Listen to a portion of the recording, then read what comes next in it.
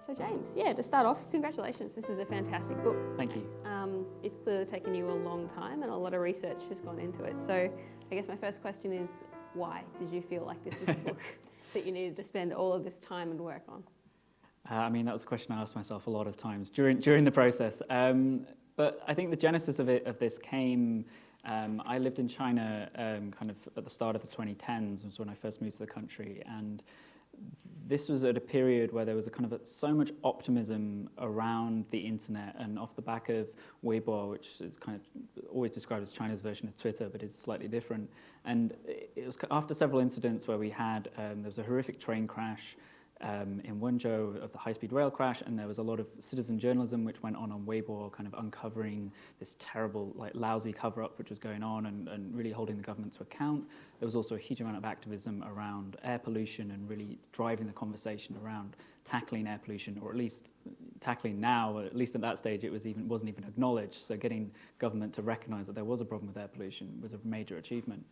And there was a real kind of feeling that this could have a genuine effect on Chinese society and change it for the better.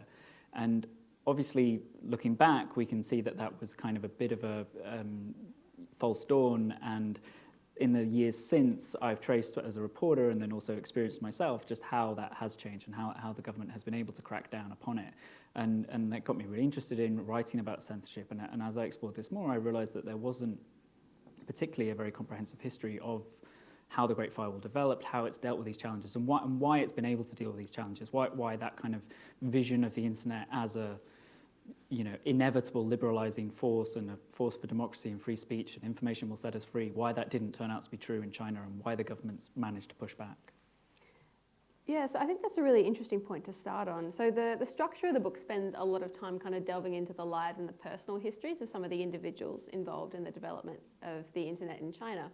And I'm sort of interested in why you made that decision and sort of whether you think it was inevitable that the internet would develop this way in China, that it was sort of the product of systemic and structural forces, or whether it was the product of these specific individuals at these specific moments in time. I think individuals definitely have a role to play in it, and I think it's important to, especially when we're talking about technology and we're talking about the internet, it's important to connect this to human experiences and to, it can be quite alienating a thing to write about, and it can seem that we're just talking about people behind screens, and of course these people's lives are affected when we talk about people being censored or being arrested for stuff they've done online. That is someone's life that has potentially been ruined or at least derailed. And when it comes to the people on the other side of the debate, there are of course some very, very influential figures in it. Lu Wei is a big character in the book, who's the former internet czar, who has since had a very spectacular fall from grace in a kind of typical Chinese fashion. But to your point about was it inevitable? I mean, I would say it probably was, that it was inevitable once the leaders at the time when the internet came to China, when they recognized this as a potential threat to party dominance of media and party dominance of the conversation and of kind of how people organized, that once that recognition was made, this development of the direction that it went, I think, was somewhat inevitable, because the parties always had a very strong desire to control and to a very kind of innate suspicion of anything outside of its remit. So I think on that topic of question of control of conversation, one of the most interesting things for me reading the book was sort of just your descriptions of the early days of social media in China, and how sort of fundamentally different that is from the social media situation now. Could you explain that a little bit? Yeah, so this was kind of, I think, was a bit of a interesting timing that these things developed. So you have Facebook was very briefly available in China. YouTube was, Twitter was for a very, very brief period, and then of course you have domestic social media developing, like Weibo and Renren for a while, but that's pretty much gone away now, and then WeChat in recent years. And this was interesting because they both came at a time of opening up and liberalization, heading towards both kind of post WTO entry in 2000 and then heading into the Beijing Olympics in 2008. So there was this kind of brief period where there was a general relaxing of control, and you saw these things flourish. And I think that kind of set the stage for some of these platforms to kind of be more open and to have a kind of wider conversation.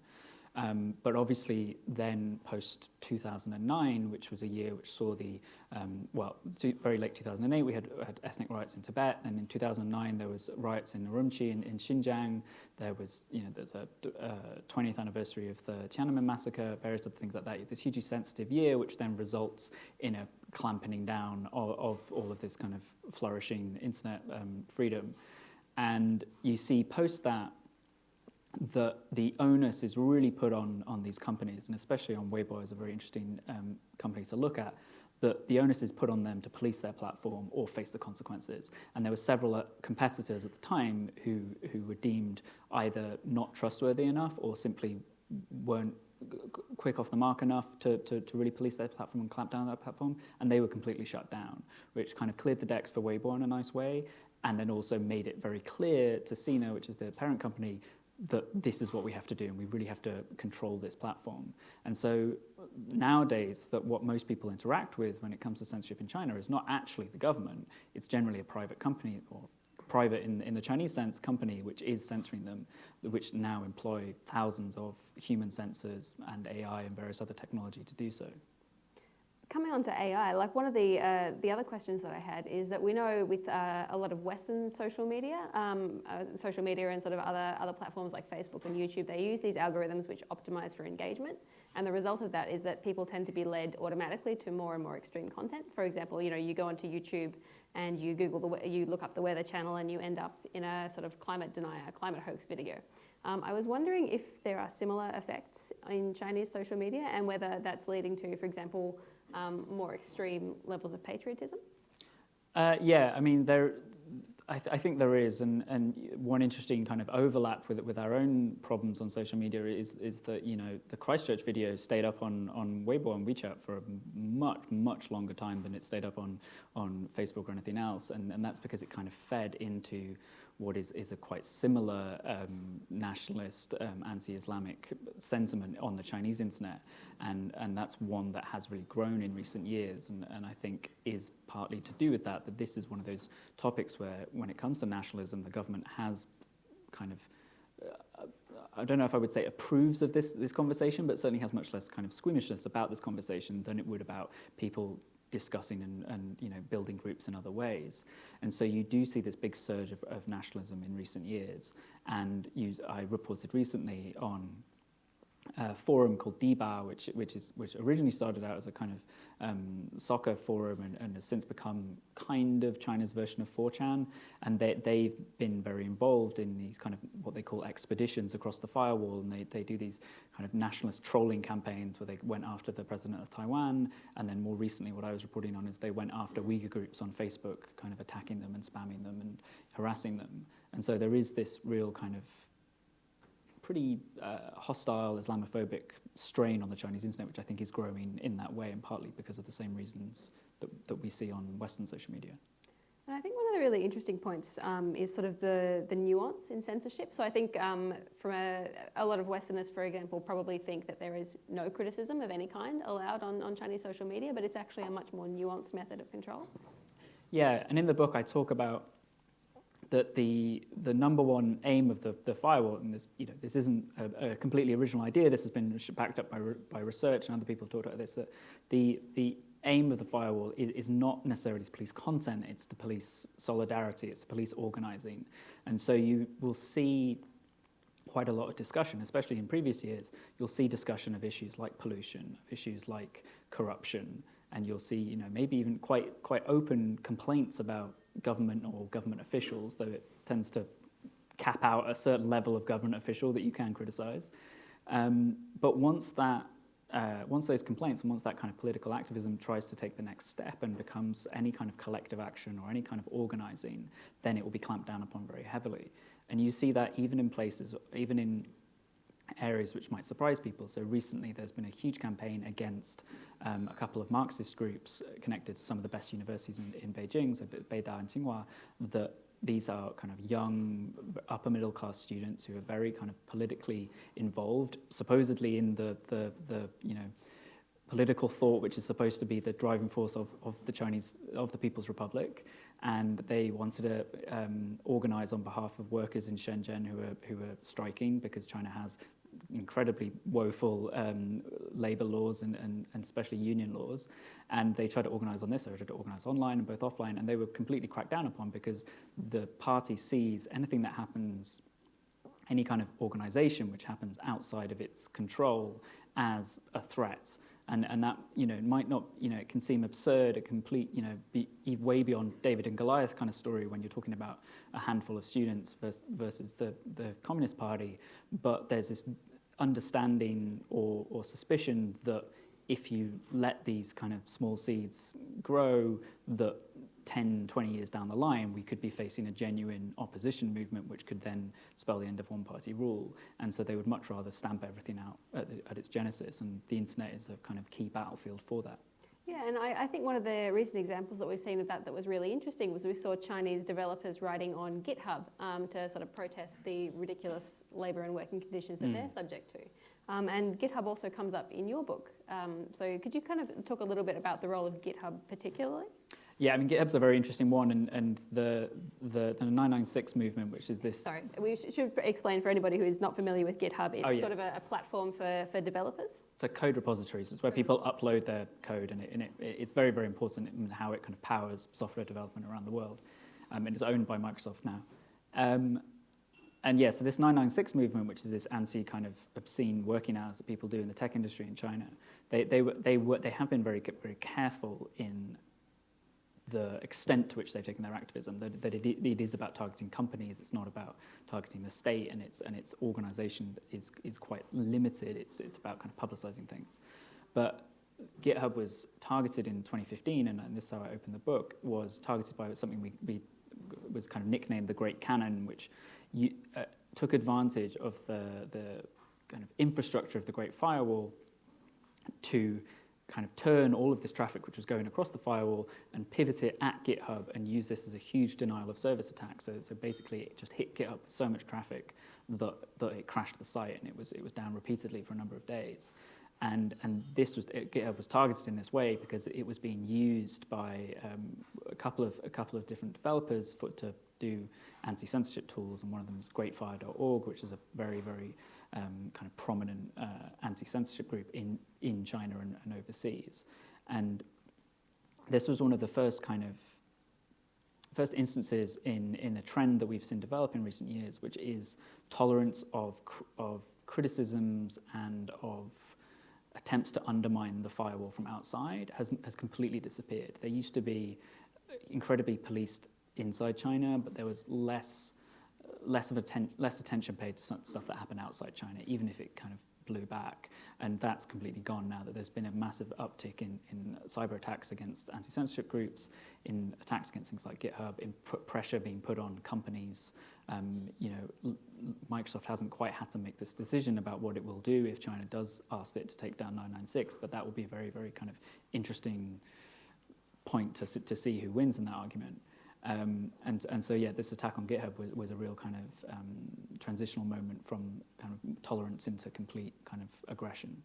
And on that theme of sort of beginning to kind of this system of kind of internal censorship and repression turning outwards. One of the things that you talk about in the book, and one of the things that we've discussed in the Mapping China's Tech Giants project, which we recently did here at ASPI, was we looked at the major Chinese technology companies and the ways in which they are exporting both their technologies but also their expertise, and also different legal frameworks which are remarkably similar to Chinese domestic laws to places in the developing world, particularly in Africa, but also in the Pacific, also in South America, also parts of Eastern Europe. So you have a really interesting example in the book from Uganda. Did you want to? Yes, I mean, I looked at Uganda because this is one of those countries where is nominal democracy and China has a lot of influence. And post 2016, there were a number of anti-government protests. There was an election that was severely contested, and there was a lot of kind of activism to try and bring attention to this and potentially contest the election. And the government responded by shutting down much of the internet, which is a tactic which kind of was pioneered by China and has since spread around the world and is not limited to autocracies. India is actually the worst offender when it comes to shutting down the internet.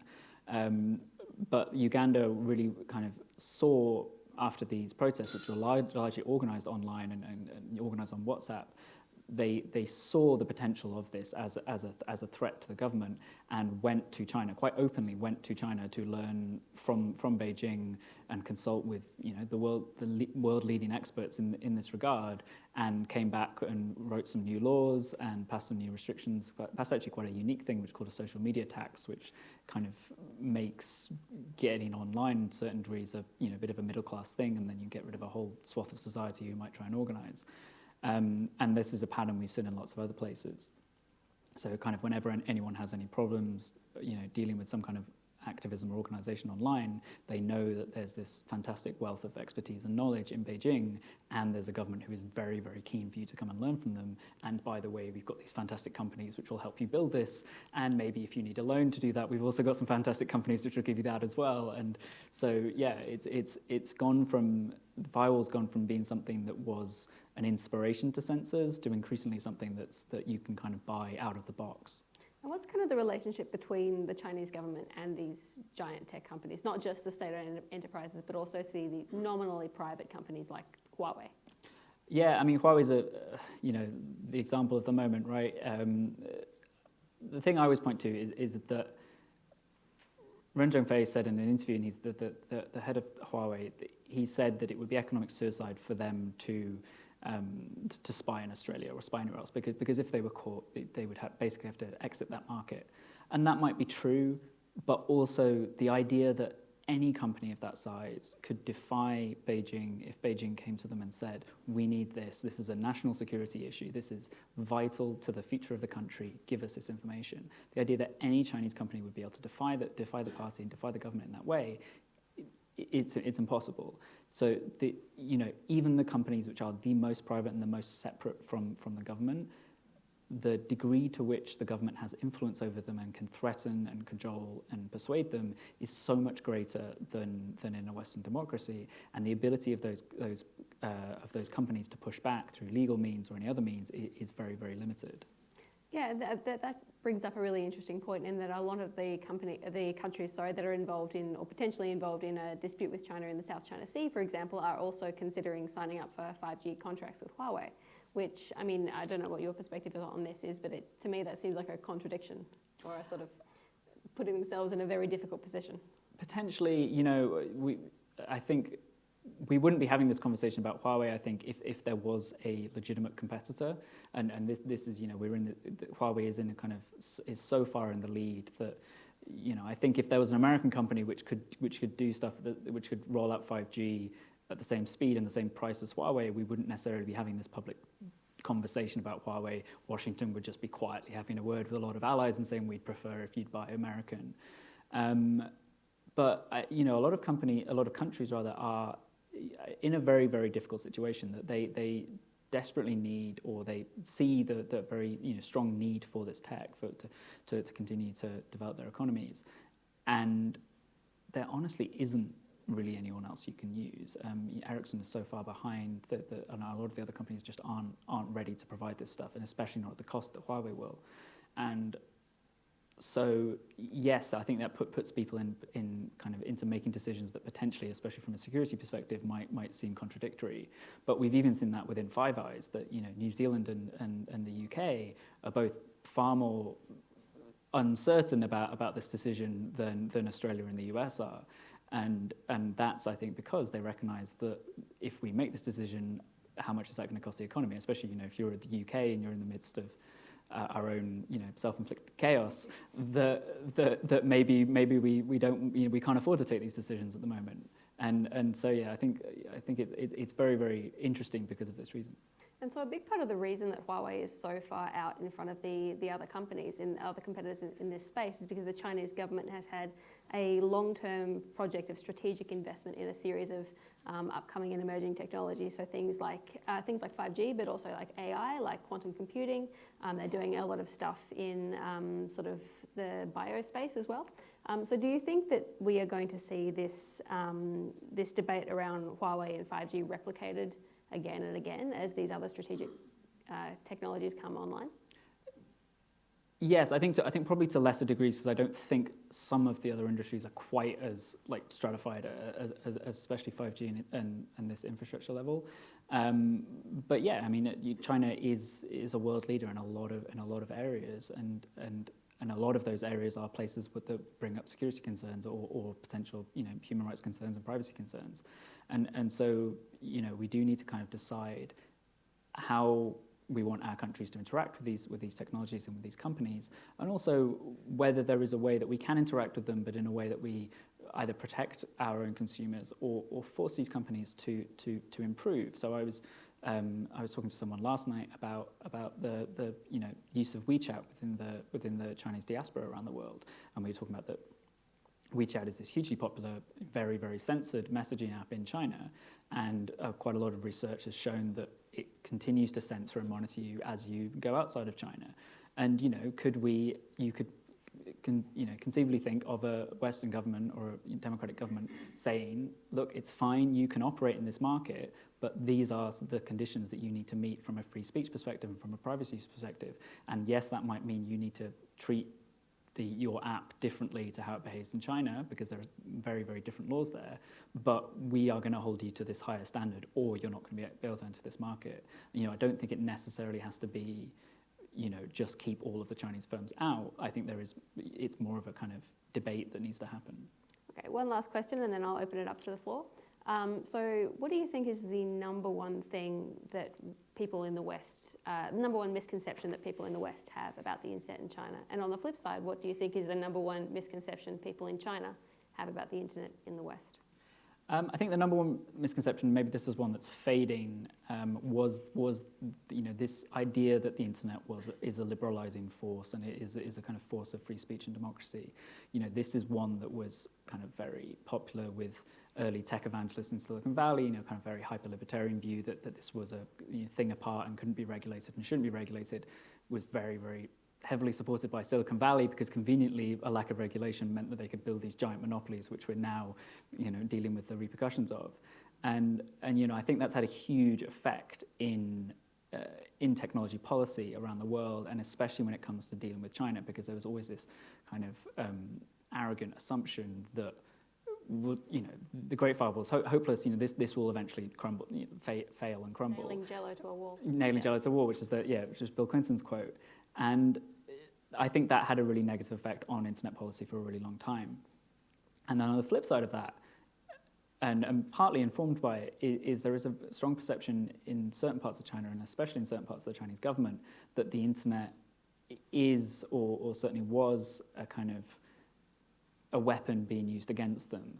And this is partly due to kind of just innate suspicion in Beijing, but also due to pretty inept policy in Washington that they kind of, the internet isn't necessarily a force from US foreign policy, but if you constantly go around telling everyone the internet is a force for US foreign policy, which Hillary Clinton did for a very long time, George W. Bush did as well, that it will quite naturally be painted by the people on the receiving end of that as a dangerous thing, and as something that inherently needs to be controlled and regulated. And this I think kind of fed very neatly into what has emerged as now the doctrine of cyber sovereignty, which is a very kind of different way of looking at the internet, that I think that was partly helped along by Western governments saying, there was some Clinton State Department official called it the Che Guevara of the 21st century will be the network. And saying things like that is not very well received in Beijing and Moscow.